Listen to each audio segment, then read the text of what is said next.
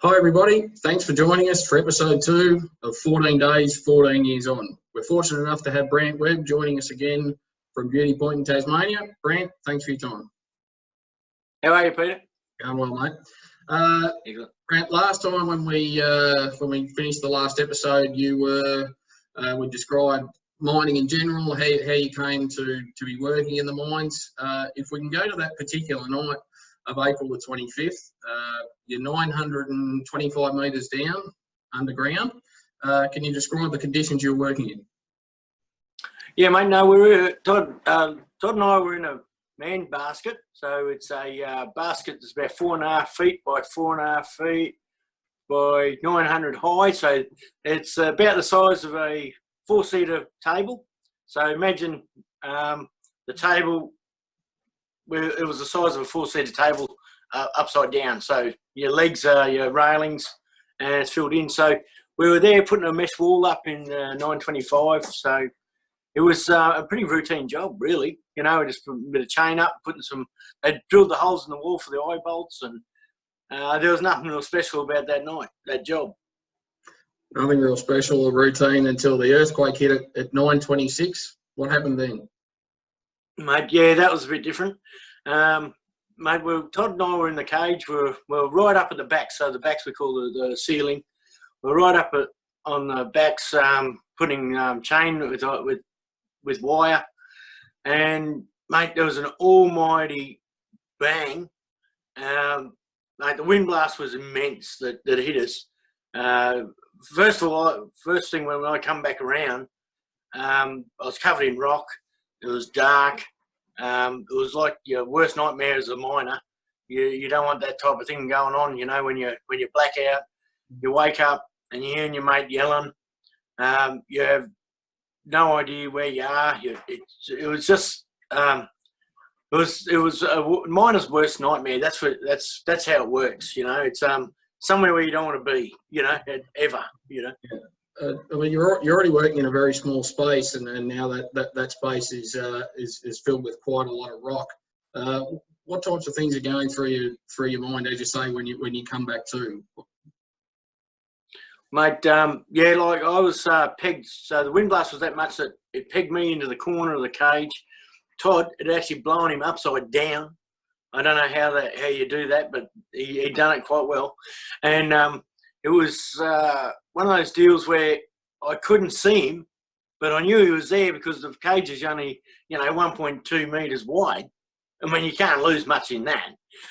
But I've lost him. Couldn't find him. He was buried in rock, and I think it was one of those deals where I was pretty lucky I had a cigarette lighter.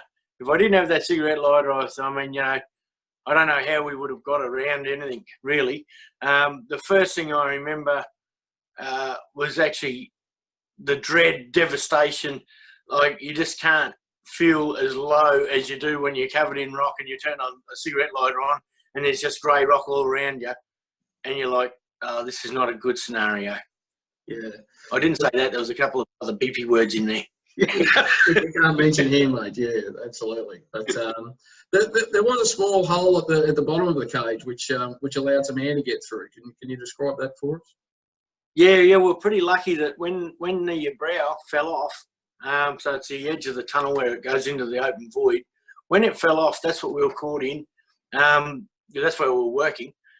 When it fell off, we crumpled up a bit of mesh on the side wall, and that actually made a beautiful wind tunnel to the air to go through, because there was no rock in the way. Because the sheet of mesh is around 3 metres and about 6 foot wide. So it crumpled up into a little sock, 400 by the 3 metres type of thing, and but there was a whole wall of it, and that's what sort of kept us going. But there was a gap on the side I seen with my lighter before I went to get Toddy out and dig him out.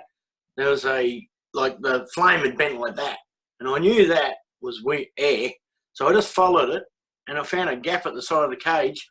So we didn't put any rock in there, obviously. Otherwise, 28 minutes on one of those oxy boxes that you put in, and that's about all the time you get out the air. So we were pretty lucky we had a cigarette lighter. Yeah, and you managed to seal this with a cigarette lighter. That was your only source of light at that time. Yeah, that's all we had. That's all I had. I had a beautiful watch too, but I never found that again. That got ripped off. I mean, you can imagine. Well, you sort of can't imagine, but you imagine if you're hit by that much rock, like you had tears all through our overalls. They were shredded. You know, we had bark off us everywhere. You know, like there was just little cuts all over us. You know, and so we finally, when I dug Todd out, we were sitting there.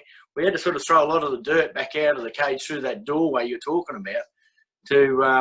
But it was funny how it all sort of panned out that we couldn't actually feel any pain or any of the injuries we ended up with because we had that much adrenaline coursing through our body that we're like Superman. We're moving all this rock and we're doing all this stuff, but in reality, you know, I had 7 busted discs and you know, like, and I was pushing on my spinal cord, and it was just. But you know, I didn't sort of feel that until the adrenaline wore off. You know, a few days later.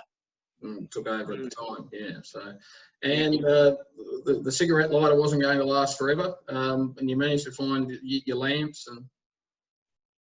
Yeah. No, we were pretty lucky that your battery's on your belt, so we couldn't get rid of that. So that didn't move. So we followed the cord, and I found my light, and Todd's light was crushed. So. It was no good, but we did actually take his battery off his belt and kept that as a spare battery because, you know, the old cigarette light on it, it actually slightly smokes, but you know, not for the light. And yeah, no, it was pretty horrific. When we're looking at each other, going, mate, you know, like we're in a bad spot here. Yeah. You know, this is something that doesn't happen. You know, you don't end up in a cage, an open cage. It had no roof. It had nothing. You don't end up in this cage and all this rock above you. Like apparently there was like 100 ton of rock above us, and you just don't live. That's why I think we were so special at that time that we're alive. You know? Yeah, I mean, knowing that you're trapped in this very small space and you managed to find your lamps and so forth, but knowing you're trapped in this small space, you know, filled with rock, also, how did you manage to keep yourself going? I think at the end of the day, you know, we were alive. That was a big bonus. We had a light. We had air. And you know, we had water. So I mean, at the end of the day, when it come down to it, I mean, we had all the essentials of life. Yeah. So, and we knew that our mates would come looking for us. Yeah. You know, we knew they'd leave us there. But at the same time, it was like we'd been in a car accident because. When it first happened, we couldn't perceive that we were still alive. We were still in slow motion. In the fact that, you know, we were still astounded that we were there.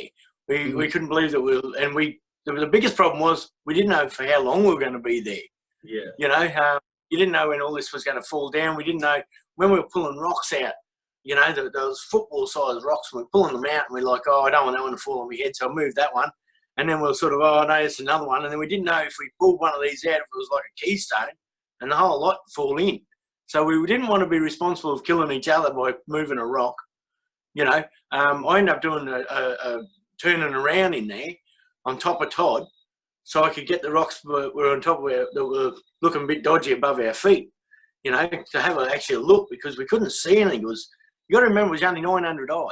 So it was like you turned that table upside down, and then you put a sheet over the top, and that's how high everything was, you know. And you know, so we didn't have a lot of room. We couldn't see a lot. So, and to be honest, we couldn't believe we were still alive at that point in time.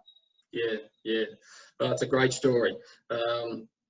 Brant, thanks very much. That's all we've got time for today. In our next episode, we talk about your tunnelling, the waiting game, and also the sounds of hope. So thanks very much for your time. We'll look forward to seeing the viewers next time as well. Thanks for watching. Thanks, Wade. Ta.